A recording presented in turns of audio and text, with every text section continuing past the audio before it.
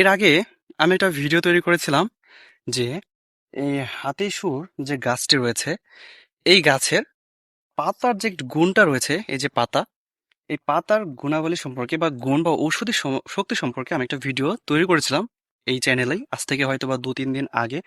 তো আমি সেই ভিডিওতে বলেছিলাম যে আমি এই হাতিসুর গাছটা নিয়ে ভিডিও তৈরি করব দুইটা, সেখানে থাকবে পাতা এবং হচ্ছে এই হাতিসুর গাছের মূল।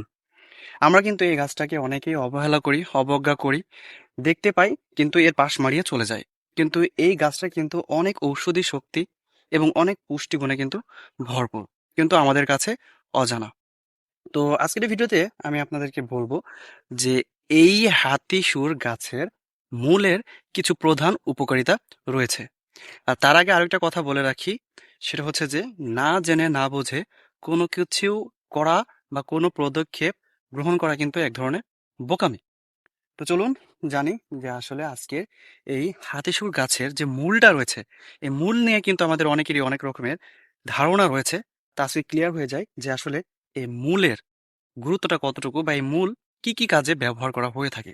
তো এই হাতিসুর গাছের মূলের কিছু গুরুত্বপূর্ণ উপকারিতা রয়েছে, যেগুলোতে এই হাতিসুর গাছের মূল কিন্তু ব্যবহার করা হয়ে থাকে। তার ভেতর থেকে দাঁত এবং মাড়ি সুরক্ষায় কিন্তু এই হাতিসুর গাছের মূল কিন্তু ব্যবহার করা হয়ে থাকে বা মূল গুরুত্বপূর্ণ ভূমিকা পালন করে থাকে। যাদের মাড়িতে সমস্যা বা মাড়ি ফোলা রয়েছে, তারা যদি এই হাতিসুর গাছের মূলটা চিবিয়ে খান, তাহলে খুব দ্রুত উপশম পাওয়া যায় সে ব্যথা থেকে, বা ব্যথা দূর করতে গুরুত্বপূর্ণ ভূমিকা পালন করে থাকে এই হাতিসুর গাছের মূল। জ্বর এবং কাশি এই দুইটা দূর করতেও কিন্তু এই শিকড়ের তুলনা অনেক। কারণ এই শিকড় যদি পানিতে ফুটিয়ে সেই পানি যদি পান করা যায়, তাহলে জ্বর এবং কাশি থেকে নিস্তার পাওয়া যায়। জ্বর এবং কাশি দূর করতেও এই শিকড় কিন্তু গুরুত্বপূর্ণ ভূমিকা পালন করে থাকে। এই গাছের শিকড়ে রয়েছে অ্যান্টিসেপটিক গুণ, যার কারণে ব্যাকটেরিয়াজনিত ক্ষত বা আঘাতজনিত ক্ষত দ্রুত শুকাতে গুরুত্বপূর্ণ ভূমিকা পালন করে থাকে। ব্যাকটেরিয়াজনিত যদি কোনো ক্ষত থেকে থাকে বা আঘাতজনিত যদি কোনো ক্ষত থেকে থাকে, তাহলে সেই ক্ষত স্থানে এই গাছের শিকড়ের রস যদি সেইখানে দেওয়া হয় বা সেই ক্ষত স্থানে দেওয়া হয়, তাহলে দ্রুত শুকাতে সাহায্য করে থাকে। যৌন দুর্বলতা দূর করতে লোকজ চিকিৎসায় এই গাছের শিকড়ের রস যদি পানি এবং মধুর সাথে মিশিয়ে খাওয়া যায়, তাহলে যৌন দুর্বলতা বাড়ে বলে জানা গেছে।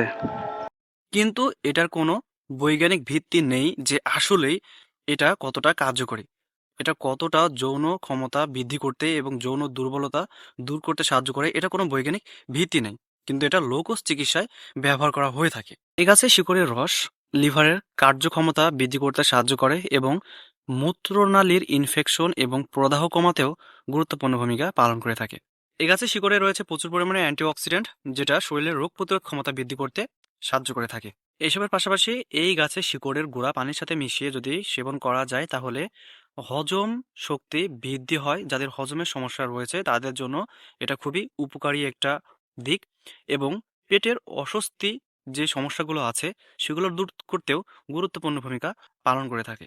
একটা কথা কিন্তু মাথায় রাখতে হবে, সেটা হচ্ছে যেটার ভালো দিক রয়েছে সেটার কিন্তু খারাপ দিকও রয়েছে, এটা কিন্তু মাথায় রাখতে হবে। সো এই হাতিসুর গাছের পাতায় এবং শিকড়ে রয়েছে পাইরোলিজিডিন অ্যালকালয়েড নামে একটি ক্ষতিকারক দিক, যেটা অতিরিক্ত সেবনে এবং অতিরিক্ত খাবার ফলে লিভারের সমস্যা দেখা দেয় বা লিভারে প্রবলেম হয়, যেটা মানুষের ক্ষতিকারক একটা দিক। যে কোনো ভেষজ উদ্ভিদ সেবনের আগে অবশ্যই একটা বিশেষজ্ঞ মানে অভিজ্ঞ বিশেষজ্ঞের পরামর্শ নেবেন।